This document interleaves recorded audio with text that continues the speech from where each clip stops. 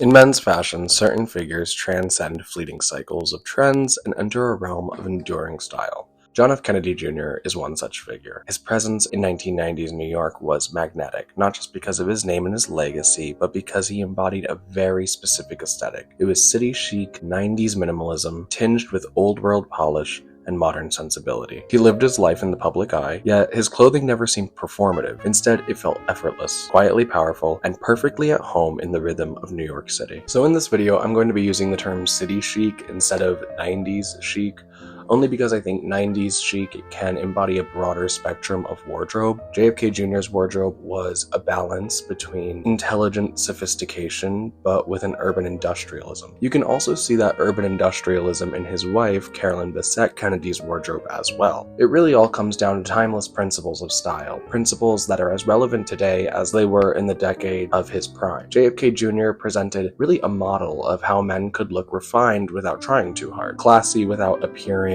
distant, modern without chasing novelty. So to study his wardrobe is to understand how discipline and ease can coexist, and how clothing can mirror your character. Let's start with why the 90s were different. The 90s were a turning point in men's fashion, and really fashion in general. The excess of the 1980s, bold patterns, bold colors, padded shoulders, ostentation for its own sake, was losing steam. The new decade brought craving for clarity and minimalism. It was the era of clean lines, restrained palettes, and a renewed appreciation for tailoring. In this, you can see Armani suits became softer, and Calvin Klein really took this and brought back modernity. American sportswear was beginning to define a new kind of simplicity. And against the backdrop, JFK Jr. stood as a living example of this refinement. He wasn't a designer, he was not a model, he didn't market himself, he didn't need to market himself, his name obviously did that for him. He was simply a man whose choices reflected taste, restraint, and confidence. And it's precisely the lack of effort, this refusal to chase spectacle, that makes his style so appealing. So let's get to the foundation of his look. Tailoring. Tailoring was central to JFK Jr.'s style, at least in his New York City era. His blazer, unlike the heavy padded jackets that we mentioned in the 1980s, his blazer was slimmer, more natural in shoulders, and a longer cut. It was a striking balance between structure and ease. A navy blazer in particular was his uniform. It works because of its versatility, and it was versatile enough for meetings and evening outs and casual strolls he took through the city. His trousers also followed the same philosophy. It was a flat front, slim but not restrictive, and they broke just above the shoe, maintaining an unbroken line. Even when he did wear jeans, they were straight, clean, and tailored. No fading, no rips. They weren't denim that were meant to stay pristine. They were meant to be lived in. And JFK Jr. was a very outdoorsy guy who left the city a lot. He wanted his clothing to have as much utility as they did style. And he would pair these with loafers, boots, or, like I said, that blazer, and it just always worked as a great outfit. It's also worth noting that tailoring in JFK Jr.'s wardrobe wasn't just about clothing, it was also about his posture. He carried himself with this upright ease. His shoulders were naturally back, his chest was open, his stride was long, he was never really hurried. Clothing looked good on him because he looked good in the clothes. And that comes from discipline, health, self-respect, and like I mentioned before, obviously his name. Back in the 90s, they called him the Prince of America due to his parents' legacy. So I'm sure it's not super hard to feel confident when people see you that way. Let's also talk about the palette of his wardrobe. Color defined JFK Jr.'s wardrobe as much as the tailoring did, because he chose restraint over novelty, kind of like his parents. So navy, gray, camel, crisp whites, muted blues, and soft earth tones, these colors dominated his closet.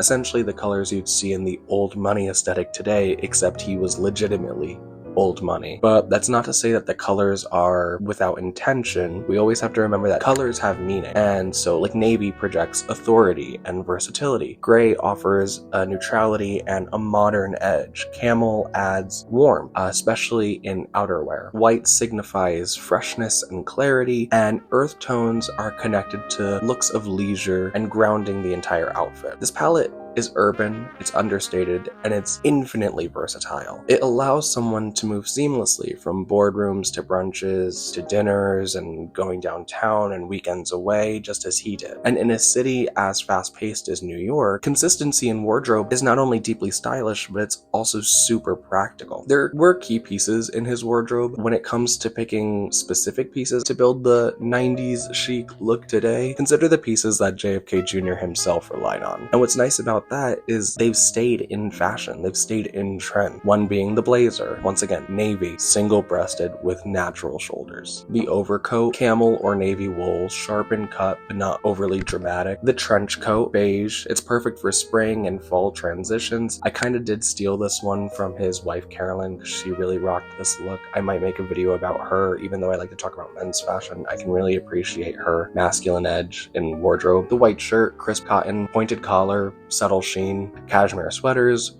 crew neck or v-neck, and in neutral shades. Trousers, flat front, slim, slightly cropped to reveal the shoe. And when it came to denim, always dark wash, straight leg, mid-rise, free of any crazy embellishments. And then when it came to his footwear, leather loafers, boots. He would rock a white sneaker, and you always see New York guys doing suits in white sneakers. It's actually a really good balance for me. When it comes to accessories, it really is less is more. It was never about decoration, it was simply about simplicity. He had a leather-strapped watch, he had a structured leather bag, had sunglasses that perfectly fit his face, and belts that matched his shoes. So although he did have iconic hats, and I personally love a good baseball hat, I don't know why, it's just like something that just makes me feel amazing. I love it. And he had very distinct hats in his wardrobe, but ultimately his principle was less is more. Rather than collecting a rotation of super flashy items, invest in a few timeless pieces. So that's why they call it old money. A watch you can wear for decades, sunglasses that flatter your face shape. That's what the goals are here. And lastly, we can talk about his grooming. It was very natural but controlled, and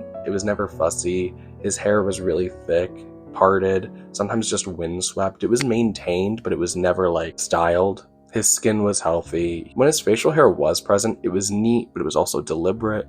He rocked the clean-cut face very often. Equally important was his physical presence, like we talked about it before. He carried himself with the grace of an athlete. He was tall, strong, and relaxed. It was a sense of ease that was really crucial. Like I said, no matter how refined the clothes are, it can fall flat if you're wearing them with insecurity and tension. JFK Jr. understood this instinctively. His presence amplified his clothing, and his clothing reinforced his presence. So let's talk about the philosophy behind his look. JFK Jr.'s style wasn't just about the fashion in the trendy sense, it was also about a philosophy. His wardrobe spoke to restraint, discipline, and continuity. It suggested privilege, but not arrogance. It communicated that he valued quality over novelty and tradition over spectacle. This philosophy is what makes this style worth pursuing today. In an age defined by fast fashion and fleeting trends, adopting the JFK Jr. approach is an act of rebellion in a way. It's sort of a refusal to be swept into the cycles of disposability, and instead it's this commitment to consistency while also maintaining this refined, confident look. While the principles remain timeless, execution in the modern age benefits from maybe some updates. Tailoring today favors softer shoulders and unstructured jackets, which can make a more relaxed look. Footwear can also include minimalist sneakers or suede loafers, expanding versatility without breaking this aesthetic. And texture also plays a role in modernizing the look. Pairing a wool blazer with suede loafers or layering a ribbed knit under a camel coat, it adds a visual depth while also maintaining restraint. So if we're gonna build sort of a capsule wardrobe for JFK Jr. and you were interested in doing this yourself, I would start with number 1, a navy blazer. Number 2, camel coat. Number 3, if you're just trying to channel his wife, also him, a trench coat. Get some crisp white t-shirts and button downs, cashmere sweaters like navy or gray, tailored trousers. If you're gonna get denim, make sure they're a dark wash and pair them with leather loafers. And I would honestly get some clean white sneakers too. I think they look great on a suit. I'm so biased for that. Get a wristwatch as well if we're talking accessories. With this foundation, dozens of combinations are possible, and each look will feel completely original, and yet it all goes together. So to dress like JFK is to embrace more than just clothing. It's to embrace this ethos, this clarity, this discipline, this quiet confidence. It's also to understand that refinement doesn't require attention, but that true style is built not by chasing trends, but on cultivating a character. I always say build a character before you build a wardrobe. It's the best way to go about it. The city chic look of the 1990s remains aspirational because it reflects something deeper than just fashion. It reflects a way of living in a polished and easy way. And that's why even decades later, his city chic look remains not only relevant, but timeless and aspired for today. If you want to see me talk about Carolyn Bessette Kennedy's wardrobe, I will. I think that she really took on a more, I don't want to say masculine because she wasn't being masculine in the classic sense, but her wardrobe was really, I think a guy could rock it too. A lot of it was probably from the men's section. So let me know if you'd like to see that. I do have more videos coming. I really want to build something really meaningful here. I want to talk about different runway shows, dissect certain individuals' wardrobes, as well as just talking about ideas when it comes to men's fashion. So if you're interested in that, I would encourage you to subscribe, like, or comment if you have any recommendations on what you would like to see a video about. But other than that, thanks for watching, and I'll see you in the next one.